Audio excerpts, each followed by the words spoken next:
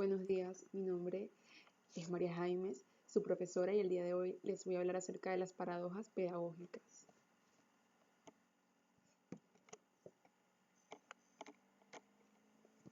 Ok, muchachos, primero quiero comenzar dándoles una pequeña etimología, definición y breves ejemplos acerca de lo que es la paradoja.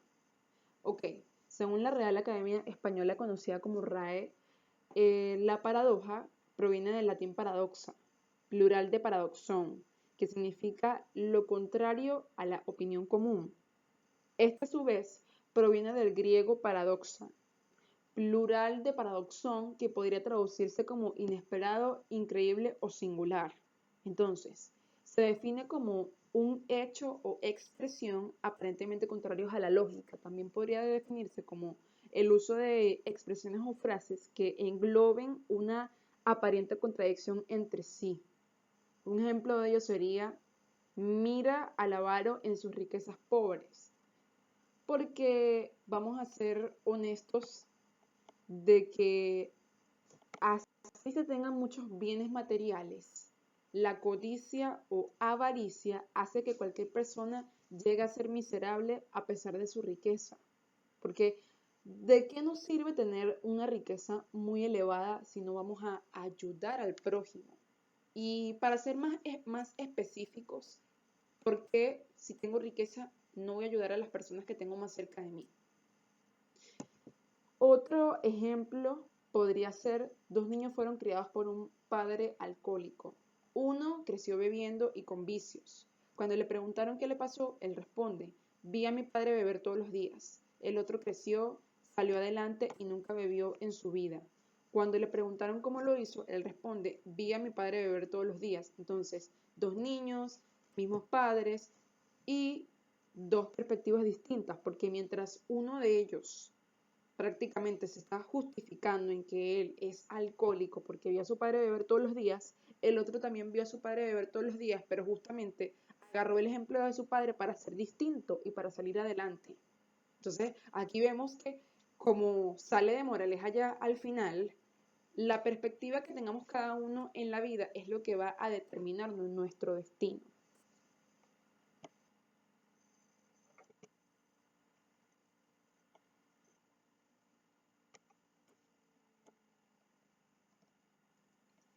Ok, chicos, para entrar en materia, ahora sí me voy a dirigir a contarles qué son las paradojas pedagógicas. Primeramente nos encontramos con enseñar no es administrar. ¿Por qué? Porque últimamente, en la actualidad, para nosotros los docentes el enseñar se ha vuelto bastante complejo, ya que se establecen muchos límites a la hora de nosotros hacerle llegar nuestros conocimientos. Sí, es muy cierto que cada profesor tiene un método, pero el hecho de que se establezcan tantos límites nos limita a nosotros como profesores para poderles enseñar lo que es enfrentarse a la vida, porque no es solamente que ustedes se preparen para el ejercicio que van a ejercer como profesionales y solamente como que se preparen para lo básico. Eso no es lo que yo quiero como docente. Yo como docente quiero que ustedes se preparen para que enfrenten la vida, porque durante el ejercicio de profesional claramente se les van a presentar muchos obstáculos y dificultades. Y justamente yo quiero que ustedes sobrepasen esos obstáculos y dificultades. Por eso es que no quiero enseñarlos a que solamente se preparen a lo básico o a lo que les demanda el mercado actual, sino que vayan mucho más allá de eso.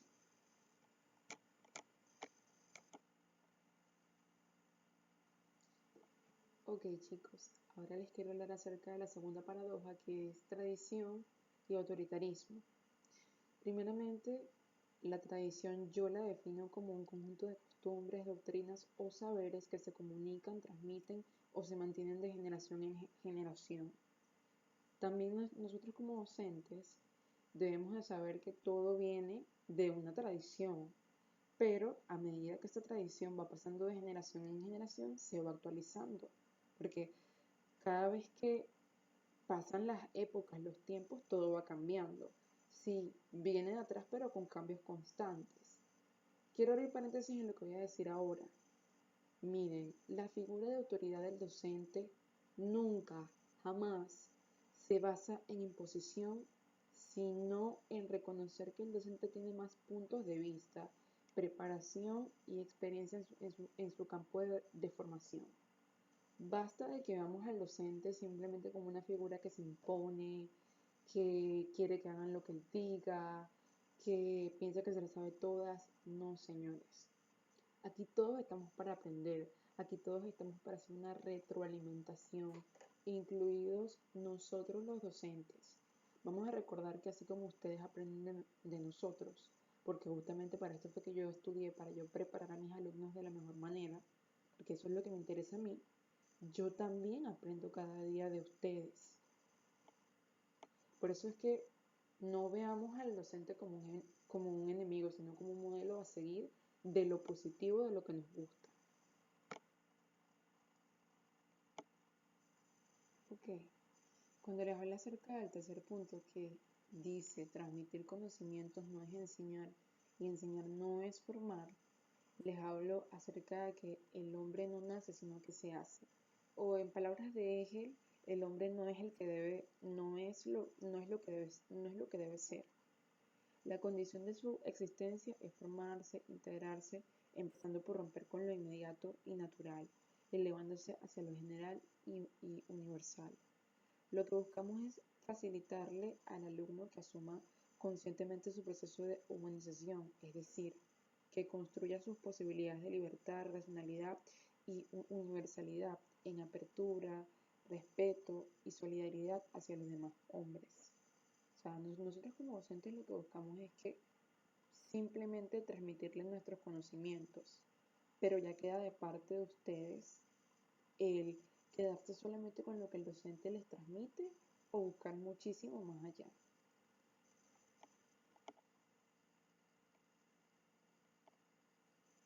Ok, chicos, el cuarto punto nos habla acerca de que el aprendizaje técnico no excluye la formación teórica. Vamos a recordar que la teoría y la práctica van de la mano. Primeramente la teoría porque yo creo que es imposible que sin yo saber la teoría vaya a aplicar de forma correcta mi carrera. O sea, no tiene sentido, simplemente va de la mano. Haciendo las cosas es como uno se hace, es como uno se forma. Eso es muy importante para cualquier profesión, para cualquier hobby, habilidad, etc. Tendrían que mostrarse al alumno frecuentemente situaciones que lo induzcan a generalizar, a formalizar, que le ayuden a contactar la teoría con la práctica y viceversa. Entender cómo estas generalizaciones teóricas pueden modificarse en la práctica en una aplicación particular. Vamos a recordar que la teoría es lo que nos da la respuesta a justamente eso, que, a justamente esto que acabo de decir. La teoría nos da respuesta a complejidades que surgen durante la práctica y es la única manera de que nosotros en la práctica podamos aplicar y resolver dichas complejidades.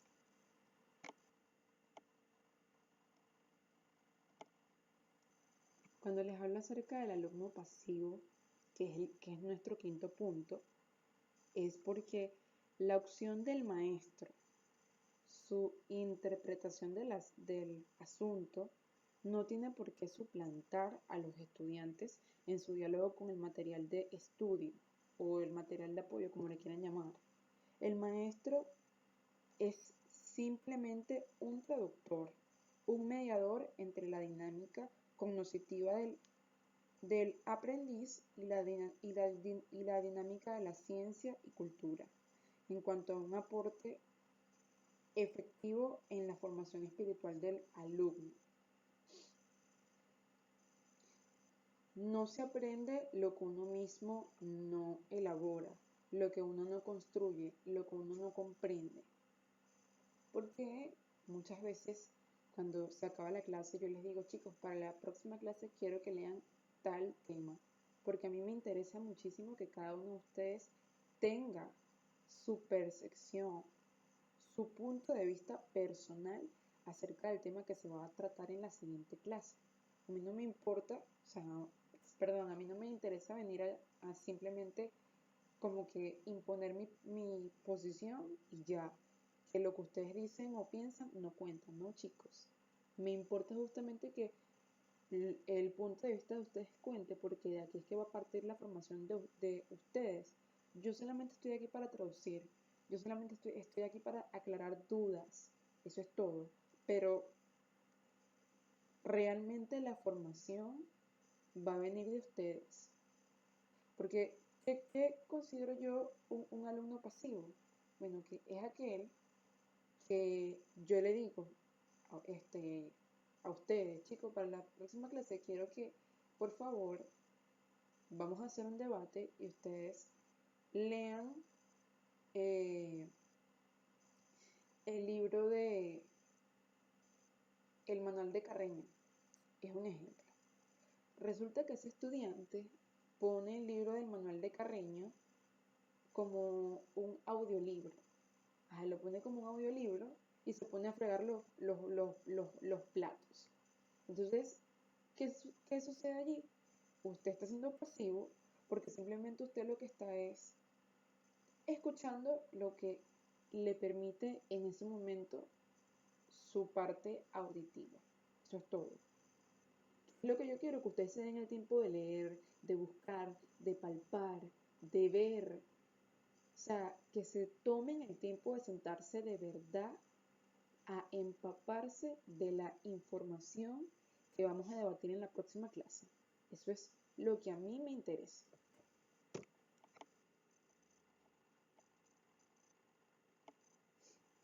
Ok, chicos. Sexto punto. Individualizar la enseñanza no es psicologizarla. ¿Por qué razón? A medida que el niño asciende a los niveles superiores de la enseñanza y sus estrategias para resolver problemas se desplazan hacia el nivel de las operaciones lógico-formales, lo que se necesitan son maestros, verdaderos profesores de ciencia, arte y humanidades que le faciliten un acceso creativo a la riqueza espiritual de la humanidad, de manera tal que la experiencia potencie su formación espiritual en su autonomía y libre racionalidad. Entonces aquí entra lo que sería la diferencia entre la relación psicólogo-paciente y de profesor-alumno o pedagogo-alumno, que es lo mismo. Miren, mientras el psicólogo está para analizar y la relación no es recíproca, porque es de empatía, más no de yo ponerme en el lugar de mi paciente, o sea, de caer en lo que es la afectividad. No, o sea, el psicólogo lo que quiere es ser objetivo y hacerle espejo al paciente de acuerdo a sus necesidades en ese momento o situación que esté viviendo. A diferencia de el pedagogo, que claramente que si hay esta empatía que nos ponemos en el lugar del alumno y la relación es mucho más informal, es de tú a tú y también el trato es individual porque cada alumno tiene necesidades distintas. Entonces, nosotros debemos de este, atender sus necesidades, escucharlo, dejarlo que hable, dejar valer sus puntos de vista y ponerse en su perspectiva, no para introducirse en su individualidad, sino para entender su opinión, recoger su argumentación y su pretensión de verdad en su apertura hacia hacia la situación sobre la que estamos hablando en busca de algún acuerdo. O sea, cuando nosotros como pedagogos individualizamos la enseñanza, nos estamos asegurando de que la traducción ha sido comprendida por cada uno de los alumnos, que todos tienen distintas situaciones. Porque vamos a poner que fulano de tal tiene todas las herramientas, pero no sabe cómo expresar. Entonces por allí ya hay una situación adversa que capaz él necesita mi guía, necesita que yo converse con él personalmente y todo eso. O en la clase, otra compañera levanta la mano.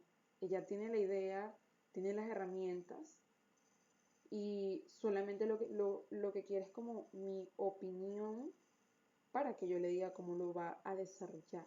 Entonces, por eso es que eh, hay distintos puntos de vista.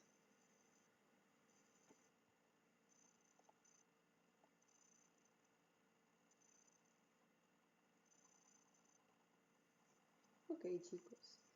Cuando yo les hablo a ustedes acerca del séptimo punto, que es la pedagogía no es científica, les hago referencia a que los pedagogos desde el siglo pasado siempre hemos estado en busca de un objetivo perdido el cual siempre hemos tenido, o sea, eso está más que definido, ese es el origen de la pedagogía. Por eso es que no hace falta, ¿saben?, decir por qué es una ciencia o por qué no es científica, porque realmente el origen de la pedagogía es la enseñanza. Porque el estudio de las categorías y regularidades que preceden la aproximación entre la dinámica de la ciencia y la cultura y la dinámica del aprendiz mediante un proceso activo y consciente llamado enseñanza es el punto de partida de toda pedagogía. Miren, chicos, sin enseñanza no hay pedagogía. A mí me importa muchísimo que todos ustedes tengan un aprendizaje activo. ¿Por qué? Porque el aprendizaje activo es el que utiliza estrategias de enseñanza y aprendizaje que se basan en la motivación, atención y participación activa de cada uno de ustedes. Realmente ese proceso es el que a mí me hace sentir orgullosa y el que me hace sentir que estoy haciendo las cosas de forma correcta. Porque simplemente mi objetivo para con ustedes es la enseñanza. Eso es todo.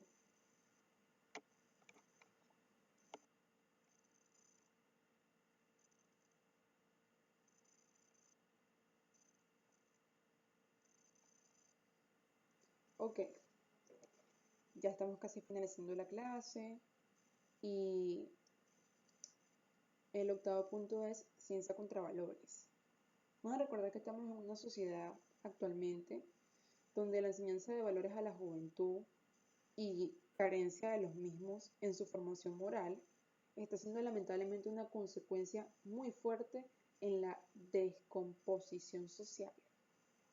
Pero también hay como eso que tenemos todos a generalizar, a echarle siempre la culpa a la juventud.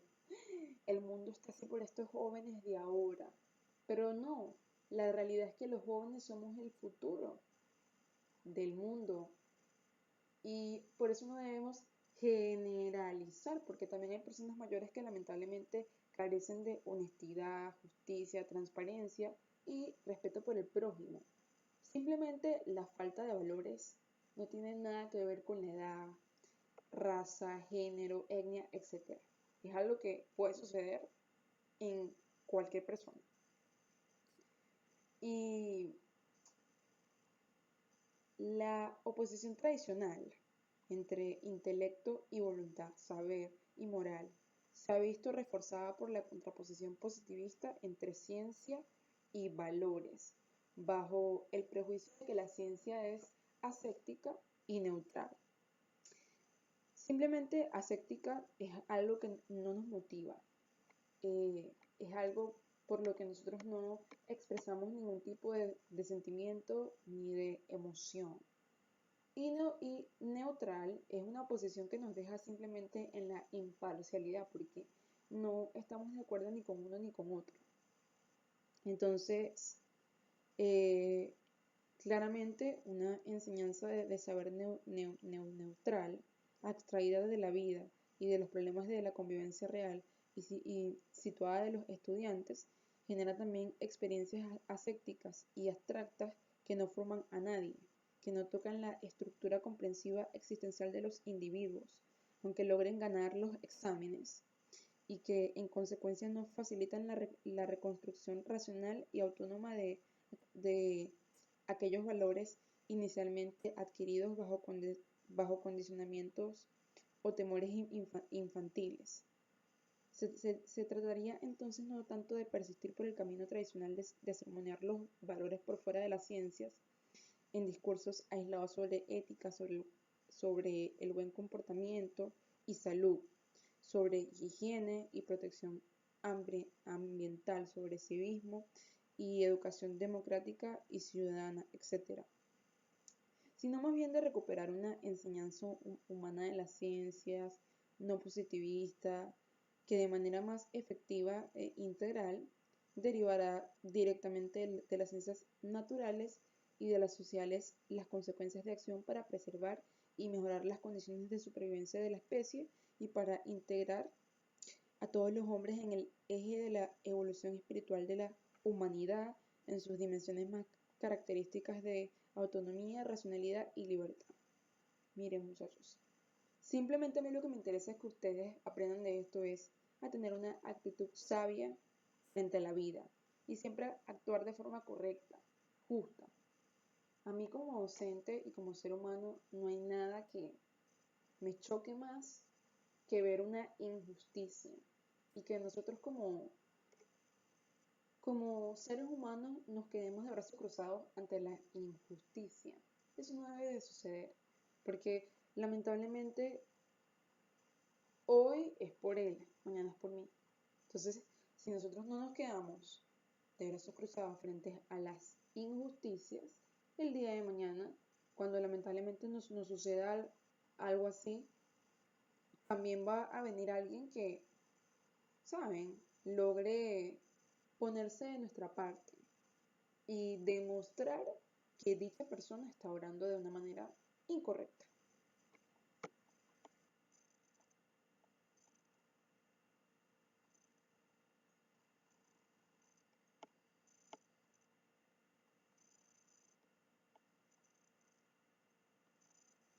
Punto número 9. El presente contra el futuro. Simplemente los maestros consideramos el tiempo como una variable esencial de formación humana, pero también debemos de tener en cuenta que hay que respetar los tiempos de cada quien, porque se tiende mucho a comparar, a decirle a las personas cómo es posible que tú estés estudiando tal carrera a tal edad. Y no debería ser, porque los seres humanos estamos simplemente en constante formación, desde que nacemos hasta que somos personas mayores. Y yo pienso que nunca va a haber edad para educarse, para estudiar. Simplemente es algo honrado, es algo honorable que usted sea una persona mayor y todavía quiera seguirse educando. Por eso es que nunca debemos establecer tiempos para nadie. Hay que respetar los tiempos de cada quien. Debemos entender que cada estudiante aprende a ritmos distintos cada materia y de antemano no se deberían cohibir ni encasillar los tiempos de aprendizaje. Lo más importante que un buen maestro necesita aprender es volver más rentable el tiempo y el ritmo de aprendizaje de cada estudiante. Eso es todo. ¿Qué es lo importante para mí? Que en este momento ustedes se lleven todo el conocimiento que yo les estoy impartiendo. Eso es lo más, o sea, simplemente eso es lo que a mí me hace feliz. Más nada.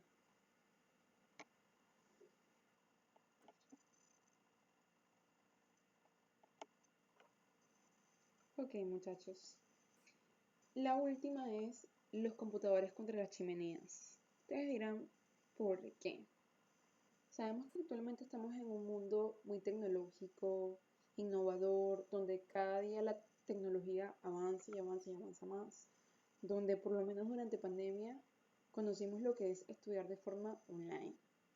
Entonces, Eh, si las escuelas quieren preparar para la vida contemporánea, tendrían que ofrecer variedad de canales curriculares, posibilidades abundantes de elección para los alumnos, oferta de multiplicidad de caminos académicos flexibles, aún antes del aprendizaje de la profesión económica que cada uno va a desempeñar.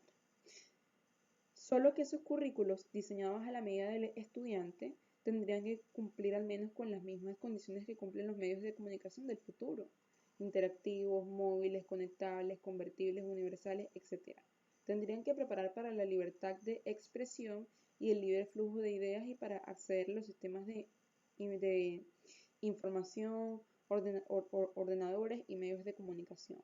Como preparación no solo para la producción, sino para la democracia, pues el conocimiento es la fuente de poder de más alta calidad, a la vez que el ingrediente más importante de la fuerza y la riqueza contemporáneas. Bueno, lo único que yo quiero finalizar en nuestra clase de hoy, que es una frase para mí muy célebre y muy importante, es que, como lo dijo el libertador Simón Bolívar, un ser sin estudios es un hombre sin estudios es un ser incompleto. Cada día lo más importante para mí como profesora y la gratificación más grande que me pueden dar mis estudiantes es el hecho de que lo que aquí se habla les quede, penetre en su conocimiento. Para mí no hay gratificación más grande que esa. Para mí eso es una cosa invaluable. Eso es todo. Pero también me importa que no se queden solamente con lo que yo les digo, con lo que yo, o sea, con lo que yo les transmito. Me importa que ustedes busquen, investiguen, tengan ansias de más aprendizaje. Eso es para mí muy importante. Y bueno, muy agradecida, chicos, de esta clase, que de verdad fue bastante retroalimentación. Yo quiero dejar de último el siguiente dicho. Un dicho que yo he escuchado mucho aquí en la universidad, Arturo Michelena, y es que durante la pandemia muchos de nosotros los docentes, cuando